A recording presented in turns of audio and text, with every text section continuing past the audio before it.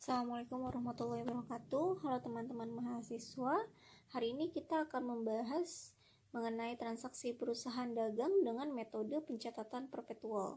Tentu kalian masih ingat ya, kalau dengan metode pencatatan perpetual, maka persediaan barang dagang dan beban pokok penjualan dicatat secara terus-menerus.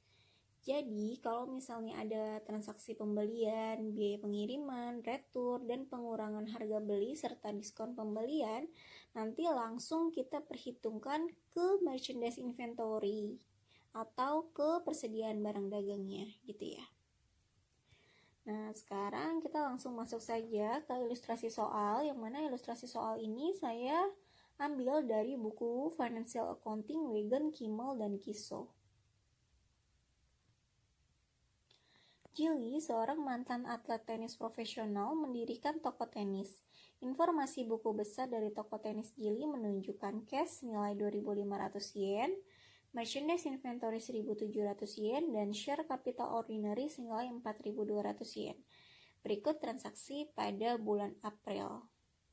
Nah, jadi di sini sudah ada transaksi pada bulan April dan kita diminta untuk mencatat transaksi tersebut dengan menggunakan metode pencatatan perpetual. Tanggal 4 April, membeli raket dan bola tenis dari perusahaan Wellman senilai 840 yen dengan FOB titik pengiriman atau FOB shipping point, yang artinya adalah yang membayar ongkos kirimnya adalah si pembeli. Jadi dalam hal ini yang membayar ongkos kirim adalah si Jelly-nya dengan termin 2/10 N/30. Nah, maka di tanggal 4 April kita jurnal ketika membeli barang persediaan barang dagang, maka di debit tentu merchandise inventory ya, karena membelinya secara kredit ya, meskipun di sini tidak ada tulisan dibeli secara kredit, nggak ada gitu ya tulisan begitu, tapi di sini jelas ada tulisan 2/10 N/30. Artinya di sini menjelaskan informasi bahwa si Jili ini bakalan dapat diskon 2% kalau ngelunasin dalam jangka waktu 10 hari. Ya, maka sudah jelas ya, di sini si Jili membeli secara kredit gitu. Maka di kreditnya adalah account payable. Jadi merchandise inventory pada account payable senilai 840 yen. Kemudian transaksi tanggal 6 April 2019 membayar biaya ongkos kirim atas pembelian pada tanggal 4 April senilai 40 yen.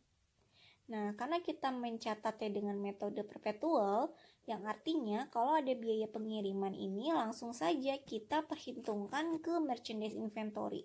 Jadi nantinya biaya pengiriman ini akan menambah nilai merchandise inventory-nya gitu ya. Jadi maka kita jurnal merchandise inventory pada cash senilai 40 yen.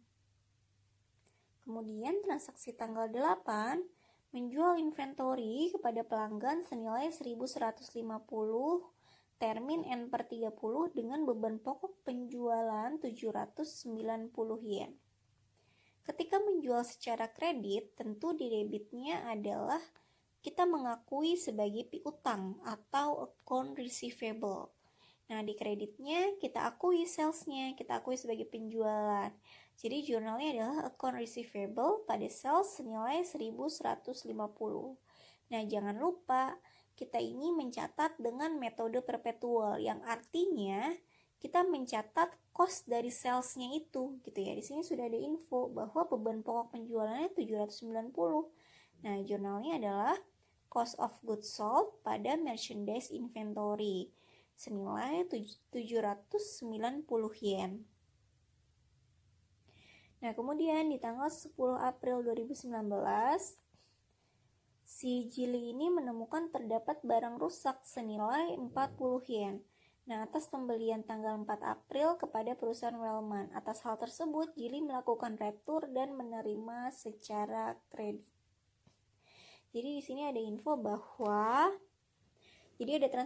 ada transaksi yang tanggal 4 ini, si Jili menemukan ada barang rusak dan barangnya dikembalikan. Nah, ada info di sini menerima secara kredit. Maksudnya adalah pengembalian barang tersebut mengurangi hutangnya si Jili yang ada di transaksi tanggal 4. Jadi kalau hutangnya berkurang, ya, hutang berkurang, tentu account payable ya, hutang berkurang di debit, dan barangnya juga berkurang karena kan barangnya dikembaliin ya kan. Jadi account payable pada merchandise inventory senilai 40. Kemudian tanggal 11 April 2019 membeli sepatu tenis kepada Venus Sport senilai 420 yen dibayar tunai. Nah, ini transaksi pembelian biasa ya. Maka kita jurnal di debitnya persediaan barang dagang atau merchandise inventory, di kreditnya uangnya si Jili berkurang ya, cashnya di kredit senilai 420 yen. Kemudian transaksi tanggal 13 April membayar pembelian kepada perusahaan Wellman sepenuhnya. Nah, sebelumnya transaksi pada perusahaan Wellman ini tanggal berapa? Tanggal 4 April ya. Jadi hutangnya tanggal 4 April ini dibayar. Jadi kan si Jili ini beli raket ya kan senilai 840 dengan termin 2/10 N/30. Jadi kita lihat dia dapat diskon 2% kalau ngelunasin dalam jangka waktu 10 hari. Dari tanggal 4 ke tanggal 13 ini kan baru 9 hari ya. Jadi tentu si Jili ini memperoleh diskon 2%. Nah, kemudian pada transaksi sebelumnya di tanggal 10 April kita lihat di sini ada barang rusak ya kan? Ada barang rusak sehingga hutangnya si Jili ini berkurang 40 gitu. Maka di sini di tanggal 13 April hutangnya yang tadinya 840 ya kan, kita kurangi dengan 40 karena ada retur senilai 40 yen ya. Jadi hutangnya adalah 800 yen. Kemudian dia kan dapat diskon, si Jili dapat diskon 2%. Jadi 800 dikali 2% adalah 16. Akunnya adalah merchandise inventory karena kita pakai metode perpetual ya. Jadi makanya kalau ada diskon langsung diperhitungkan ke persediaan barang dagangnya aja, langsung diperhitungkan ke merchandise inventory-nya. Nah, jadi merchandise inventory senilai 16. Nah, jadi 800 dikurangi 16 ya. Hutangnya 800 di diskon 16, maka cash yang dikeluarkan oleh si Jili adalah sebesar 784 yen. Kemudian transaksi tanggal 14 April membeli baju dan celana tenis dari Serena Sportwear senilai 900 yen dengan FOB tujuan ya atau FOB destination dengan termin 3/10 N/60. Jadi ketika membeli baju tenis untuk keperluan barang dagang, maka kita debitin merchandise inventory-nya pada account payable senilai 900.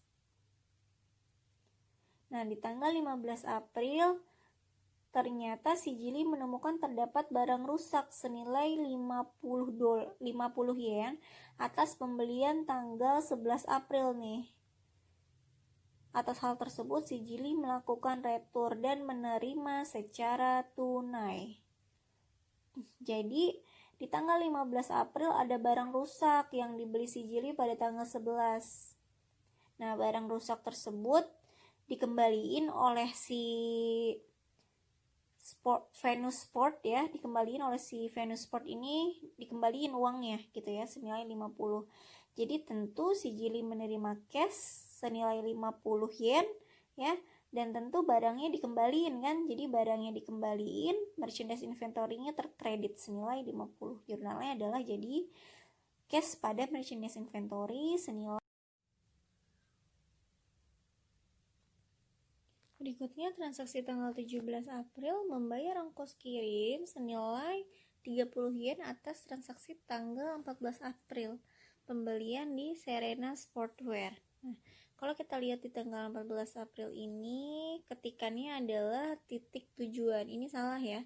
Seharusnya adalah FOB destination. FOB shipping point atau titik pengiriman. Jadi di sini tulisannya titik pengiriman ya. Jadi yang membayar adalah si Jili.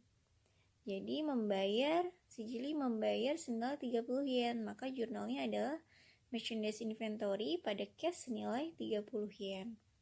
Kemudian tanggal 18 April menjual merchandise inventory kepada pelanggan senilai 810 yen dengan termin N/30 dengan beban pokok penjualan 530 yen. Nah, jurnalnya adalah ketika menjual secara kredit, maka tentu diakui piutangnya oleh sijili account receivable, ya.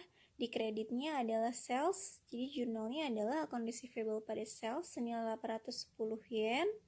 Kemudian karena dengan kita mencatat dengan metode perpetual, maka kita harus mengakui beban pokok penjualannya, ya kan? Jadi cost of goods sold pada merchandise inventory senilai 530 yen. Kemudian tanggal 20 April menerima pembayaran piutang dari pelanggan senilai 500 yen. Ketika menerima pembayaran piutang, tentu menerima cash, ya, menerima cash senilai 500, ya. Di kreditnya adalah account receivable, karena account receivable-nya kan tentu berkurang, ya. Maka jurnalnya cash pada account receivable senilai 500. Kemudian tanggal 21 membayar hutang atas transaksi pembelian tanggal 14 April pada Serena Sportwear. Nah, tanggal 14 April kita lihat. Nah, hutangnya pada Serena Sportwear adalah 900. Jadi karena utangnya mau dibayar, ya, jadi tentu utangnya terdebit. Utang berkurang di debit, ya. Utang berkurang di debit senilai 900. Kemudian dapat diskon, ya kan? Dapat diskon 3%. 3% dari hutang 27. Jadi utangnya 900, dapat diskon 27%, maka yang dilunasi adalah 873 yen. Kemudian tanggal 27 menerima retur baju dari pelanggan senilai 30 yen. Jadi ada pelanggan yang ngeretur bajunya, ya.